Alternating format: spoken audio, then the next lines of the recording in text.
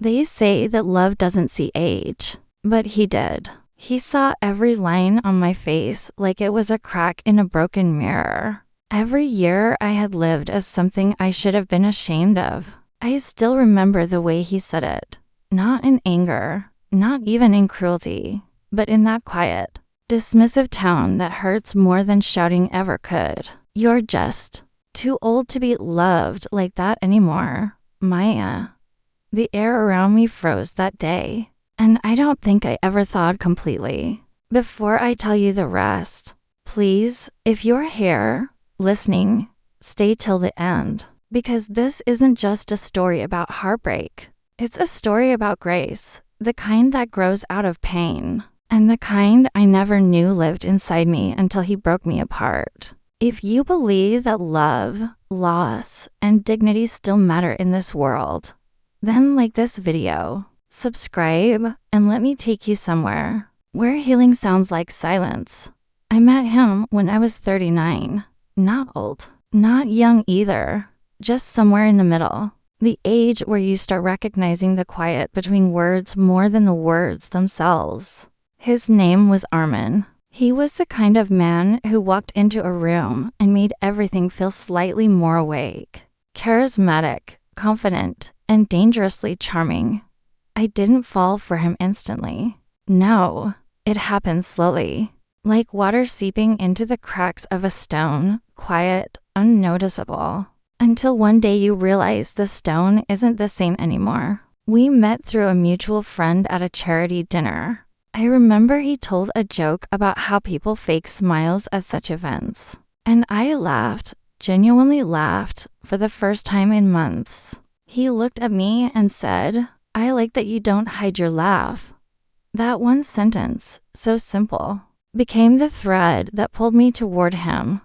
He was younger than me, not by decades, just 7 years. But somehow, those 7 years became the silent shadow in every room we entered. At first, he made me feel like it didn't matter. He told me I looked radiant.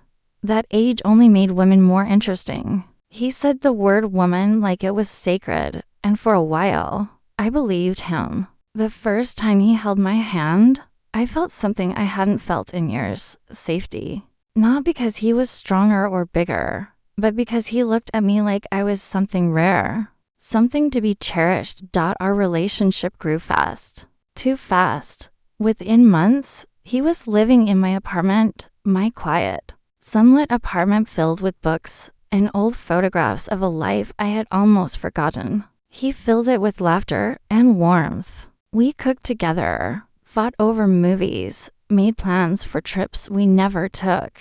And then, like most love stories that burn too bright, the glow started to fade. It began subtly. He started going out more, late meetings, catching up with friends, always with that reassuring smile. I didn't question him. I trusted him. Or maybe I trusted the version of him I created in my head, the one who saw me, truly saw me. But one night, as I was clearing the table after dinner, his phone buzzed. It wasn't the first time, but something about that moment felt heavy. The name that flashed across the screen, Sarah, was followed by a heart. I didn't open the message. I didn't need to, because the silence that followed spoke louder than any text could.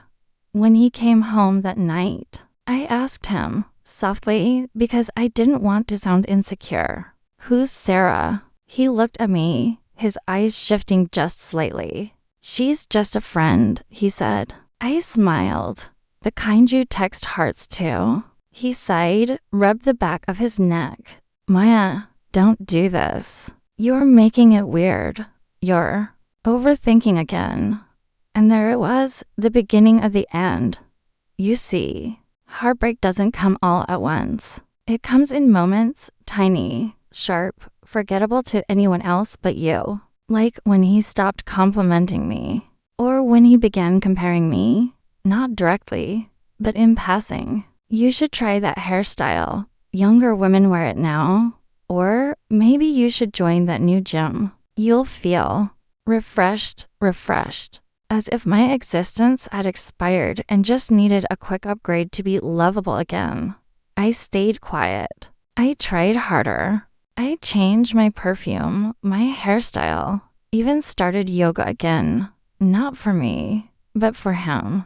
Because when you love someone deeply, you start mistaking their approval for oxygen. One night, he came home drunk. He slumped on the couch, mumbling things half under his breath. You don't understand, Maya. It's different now. You're different. I can't explain it. He passed out before I could ask what he meant. But I understood. I always did. The next morning, he didn't remember saying it, but I did. Weeks passed. We grew distant. And then one evening, while we were having coffee, he said it. The sentence that would echo in my mind for years. Maya, I think we should take a break. You're just too old to be loved like that anymore. I remember laughing, not because it was funny, but because I couldn't believe the cruelty of it. He looked uncomfortable, said something about compatibility and different stages of life. And then he left. Just like that. 3 years of love, gone in a sentence. For weeks after that, I lived like a ghost in my own home. His toothbrush was still by the sink. His shirt still smelled like him. I didn't cry loudly. I never do. My pain always arrives quietly through sleepless nights, untouched meals, and playlists that I couldn't finish listening to. My friends told me to move on. My mother said, "You're still beautiful." But I didn't want to hear that. I wanted someone to say, "You're allowed to be hurt," because I was. I was hurt in the deepest, most humiliating way, not by betrayal, but by being made to feel unworthy of love simply for existing as I was. Then something shifted. One night, I stood in front of the mirror, my face pale and tired, my eyes empty. I touched the lines around them, the ones he saw as flaws, and I whispered to myself, "These are not signs of decay. These are signs that I lived." I decided that night I would not beg to be loved again. I would become love. Graceful, strong, silent. I started small. I went back to painting, something I hadn't done since my 20s. Colors began to fill my apartment again, not because of him, but because of me. I started volunteering at an art center for women who had gone through divorce or loss. They shared stories of rejection, of shame, of being told they were too much or too old. And for the first time in a long while, I didn't feel alone. Every day, I rebuilt myself, not the version he liked, but the one I had abandoned long before he came along. And then, the world started noticing. One of my paintings got featured in a local exhibition. People called my work raw and real. Someone wrote an article about me, titled "The Woman Who Found Grace in Heartbreak." I smiled when I read that, because that's exactly what I had done.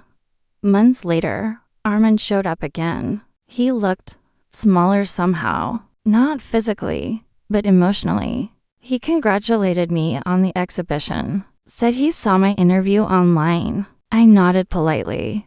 He looked around my apartment, the same place he had once left so easily. "You've changed," he said quietly. I smiled. No, I just remembered who I was. He didn't know how to respond. He just stood there, awkward and nostalgic. Then his voice cracked slightly. "You look beautiful, Maya." For a second, the old ache returned, but this time, it didn't stay. I looked him in the eye and said, "I always was. You just stopped seeing it." He left soon after. No apologies, no closure, and yet, somehow, I felt complete. Because forgiveness isn't about forgetting what they did. It's about remembering who you are, even after they tried to make you doubt it. These days, when I paint, I think of all the women like me who were told they were too old, too loud, too emotional, too complicated to be loved. And I want them to know, grace doesn't mean silence. It means surviving beautifully. Armin still sends messages sometimes. How have you been? I miss our talks. I don't reply. Not because I hate him, but because I've outgrown the version of me that needed him. I've learned that sometimes the softest revenge isn't anger. It's peace. And peace looks good on me. If you're listening right now, maybe you've been made to feel too old, too broken, too forgotten. Please remember this. Love isn't something someone gives you. It's something you become. And once you become it, no one can take it away. They say time heals everything, but what they don't tell you is that healing isn't a straight line. It's a circle, one that brings you back to the same memories again and again, until you learn to look at them without pain. Months passed after Armin left my life. The apartment no longer smelled like his cologne. The silence didn't sting anymore. It started sounding like peace. But still, there were days when I'd wake up and reach for the other side of the bed, only to remember that I was alone. I didn't cry. I just paused. And in that pause, I learned something powerful. That loneliness isn't emptiness. It's space. And what you fill it with becomes your life. I filled mine with purpose. After the exhibition, I was invited to host an art therapy session for women at a local center. At first, I hesitated. I didn't see myself as a teacher. I was still learning how to live again.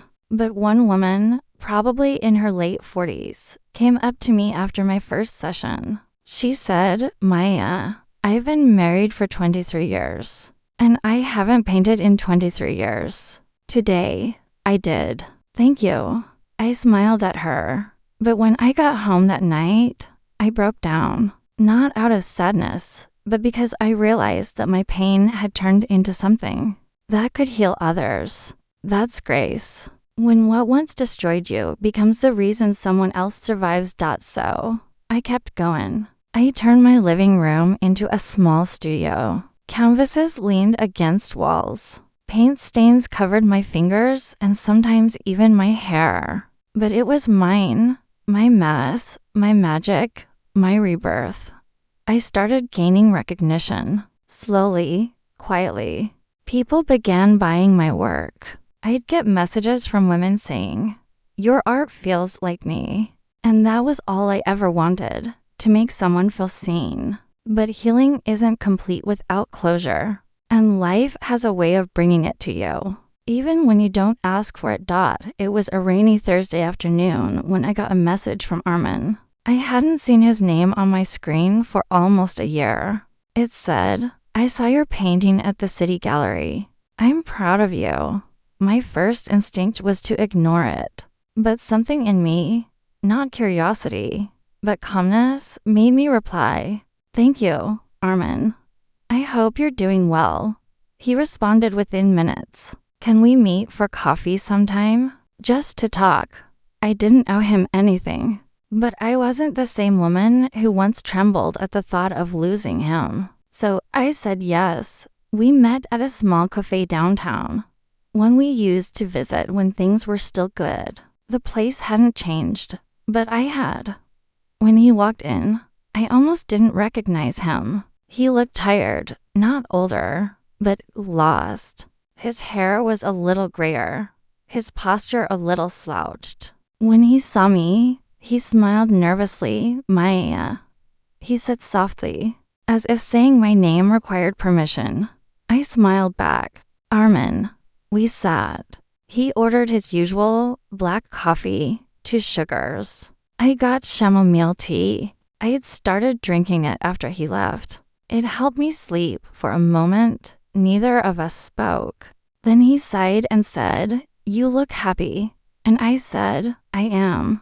He nodded, his fingers tracing the rim of his cup. "You've done well for yourself," he continued. "I see your name everywhere. The interviews, the art shows. You're glowing."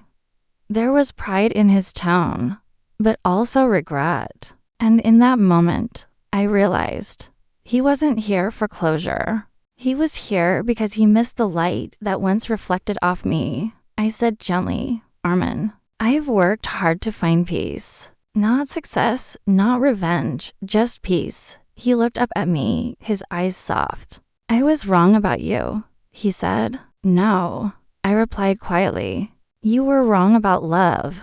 He told me he was engaged. Her name was Sarah. Yes, that's Sarah. And for a second, my chest tightened. Not out of jealousy, but from the faint echo of an old wound. He said they'd been struggling. She's young, he confessed. Beautiful, smart. But we don't connect the way you. And I did. I listened. I didn't interrupt. Because once upon a time, I would have wanted to hear those words. Now, they sounded like noise. He said, I keep thinking about us. How I hurt you. I wish I'd known better. I nodded slowly. You were doing the best you could with what you knew then. That was the moment I forgave him, not because he deserved it, but because I did. We finished our drinks. As we stood to leave, he hesitated. Can I see your new studio sometime? He asked. I smiled politely. I think it's better if you just see it in the galleries. He understood. He gave a small, sad smile. And then he said something that stayed with me. You've become the kind of woman I always wanted to love. I looked him in the eyes and replied, I was always her, Armin. You just didn't recognize grace when it stood in front of you. And then I walked away. That night, I came home, made myself a cup of tea, and stood by the window as the rain fell softly outside. I thought about how once I used to measure my worth by the way he looked at me. Now, I measured it by the way I looked at myself. I realized something beautiful. That heartbreak isn't the opposite of love. It's proof that you can love deeply. It means your heart was brave enough to feel.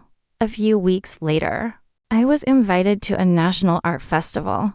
They wanted me to display a collection called the Grace Series. Each painting was a reflection of a different emotion I had once silenced: sorrow, anger, forgiveness, peace. The final piece, my favorite, was titled Becoming Light. It was a portrait, not of me, but of every woman who's ever been told she was too old, too late, too much. It showed a woman standing in the middle of a storm, eyes closed, her face calm, while everything around her broke apart. It wasn't about surviving, it was about surrendering to strength.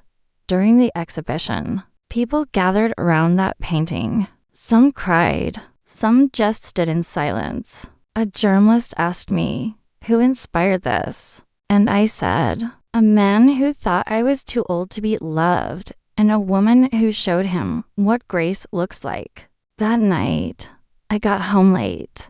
As I undressed, I caught my reflection in the mirror. The same face, the same lines, but a completely different woman. I whispered to my reflection, you did it. You turned pain into peace. Weeks turned into months again. And then, one morning, as I was watering my plants, I received a message from a number I didn't recognize. It was from Sarah. It read, Hi Maya, I know this might sound strange, but I wanted to thank you. Armin told me about you. He said you were the kindest person he's ever known. I wanted you to know. I left him. He doesn't know how to love without breaking people. But your story, it gave me courage. I stared at the message for a long time. Then I smiled, not because of what she said about him, but because somewhere, somehow, my story had become someone else's survival. That's when I realized my revenge was never about proving him wrong. It was about proving myself right. I went for a walk that evening. The sun was setting, and the sky looked like it had been painted by forgiving hands. Soft gold melting into lavender. I thought about how far I'd come, from being the woman who begged to be seen to becoming the woman who needed no witness. Healing doesn't mean forgetting the people who hurt you. It means remembering them without bleeding. Now, When people ask me what grace looks like, I tell them grace is walking away without noise. It's rebuilding your life without announcing it. It's forgiving someone who's not even sorry, not for their sake, but for your own peace. That's what I did. That's what I became. Armin moved to another city. I heard from mutual friends that he tried to contact me again once, but I never responded. Not out of pride, but because I no longer lived in that chapter. The last message he ever sent was simple. I finally understand. I didn't reply, because sometimes silence is the only language grace speaks fluently. I end most of my days now with the sound of my brush on canvas. Each stroke feels like a heartbeat, steady, alive, whole. There's no bitterness left in me, just gratitude for the love that broke me and the woman who rebuilt me. Soft inhale, and maybe, just maybe, that's what love was meant to teach us all along. It's strange how the story that once defined your pain eventually becomes just a chapter you look back on with peace. Years have passed since that rainy afternoon when Armin walked out of that cafe. Life has changed quietly, gracefully, the way dawn replaces the night without ever asking permission. My art career grew beyond anything I ever imagined. But more than that, I grew into someone softer, wiser, lighter. I started mentoring younger artists, especially women who carried their pain like armor. I'd tell them, you don't need to fight to prove your worth. You just need to exist fully. Honestly, sometimes when I'm teaching, I still feel him in the corners of my memory. Not as a wound anymore, but as a lesson that no longer hurts to touch. Last spring, I was invited to Paris for an international art show. It was surreal, walking into a grand hall filled with paintings from all over the world, mine among them. One evening, after the event, I sat by the Seine with a sketchbook, watching couples pass by, and for the first time, I didn't feel envy or nostalgia. I felt content, because I realized love doesn't always return in the form you lost it in. Sometimes it comes back as peace. A few weeks later, I received a letter, handwritten, simple. It was from Armin. He wrote that Sarah had remarried, that he had moved back home, and that he often saw my name in magazines. He ended the letter with, "You were the kindest mirror I ever looked into." I just wasn't ready to see myself then.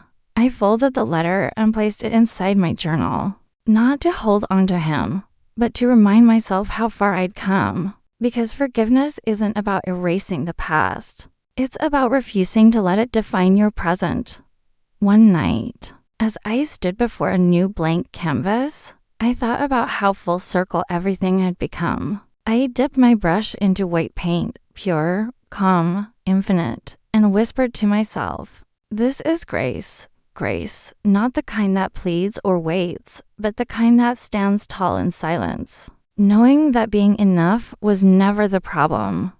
So if you're listening right now, and someone once told you you're too old, too late, or too unlovable, remember this, you don't have to chase love to be worthy of it. Sometimes your worth shines brightest in solitude. And one day, when they look back, they'll see it too. Not with guilt, but with awe, because that's what grace does. It teaches without punishing. It shines without demanding to be seen. And it always, always leaves quietly, but beautifully. I'm Maya, and this was never a story about being too old to be loved. It was about becoming love itself.